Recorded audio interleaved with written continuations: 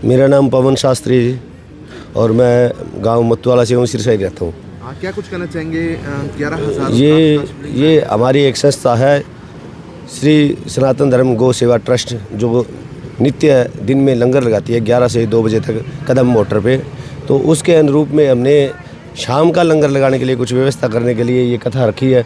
और ये जो 11,000 रुद्राक्ष शिवलिंग हमने बनाया है, कहते हैं शिव पुराण में कहते हैं कि रुद्राक्ष जो होता है शंकर जी का अंश होता है, आँख से पैदा होता है, तीसरी आँख से लगा लो, जो भी है शिव पुराण में लिखा हुआ है।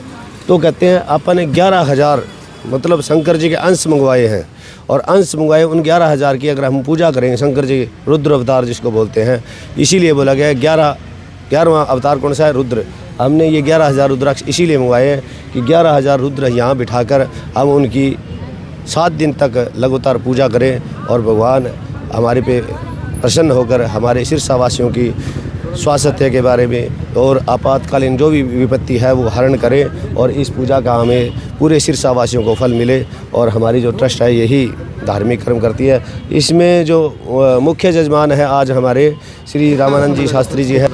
इसमें हमने ना ये रुद्राक्ष हरिद्वार से मंगवाए हैं। पहले इन रुद्राक्षों को लेके गए थे हरिद्वार से ही, हमने वहाँ लेके आए तो पहले इनको गंगा जी में स्नान करवा के शुद्ध करके यहाँ लेके आए हैं। और इन रुद्राक्षों का मतलब फल तभी है जब इनकी हम 7 दिन तक पूजा करें। कोई भी रत्न हो या कोई भी मतलब चीज़ हो, उसको पूजा करके शुद्ध करके पहना जाए या धारण किया जाए तो उसका बहुत बड़ा फल होता है। कहते हैं शंकर जी तो ऐसे देवता है जो मृत्यु को भी हरण कर लेते हैं, तो ये शंकर जी का अवतार है। और रुद्राक्ष शिवलिंग इसलिए हमने बनाया है, और इसकी पूजा करके मतलब हमारे सिरसा वासियों की विपत्तियाँ दूर होगी, रोग आदि व्याधि सब खत्म होंगे, घरों में सुख शांति आएगी। यही हमारा संदेश है। और हमारी जो संस्था है धार्मिक कर्म करती है। और ये मेरी जो यूनिट है तीनों भाइयों की, वे दोनों मेरे सीनियर हैं, तो हम ये पहली कथा कर रहे हैं।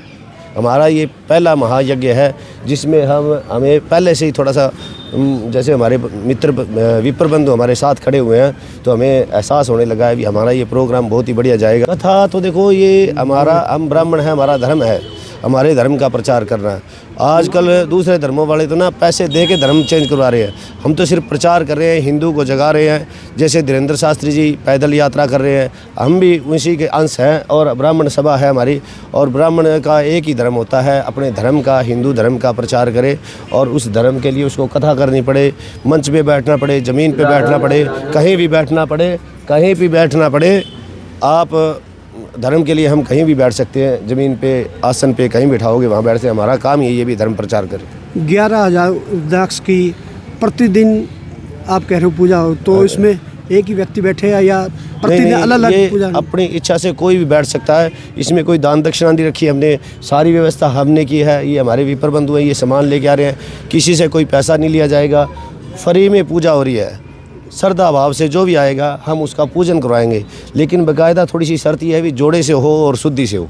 जोड़े से पूजा करवाई जाए तो कहते हैं महात्म्य अच्छा होता है, क्यों अर्धनारीश्वर नाम पड़ा है, तो इसीलिए पड़ा है। जोड़े से अगर कोई पूजा करवाता है उसका बहुत बड़ा फल है। तो कितना समय रहेगा सर पूजा पाठ करने में, समय कितना रहेगा? अभी हमारी पूजा 9, 9:15, 9:30 स्टार्ट होगी थी, 9:30 से हमारी पूजा चल रही है। अभी हम रुद्राभिषेक करेंगे, ये रामानंद शास्त्री जी रुद्राभिषेक करवाएंगे, और फिर हमारा हवन भी होगा।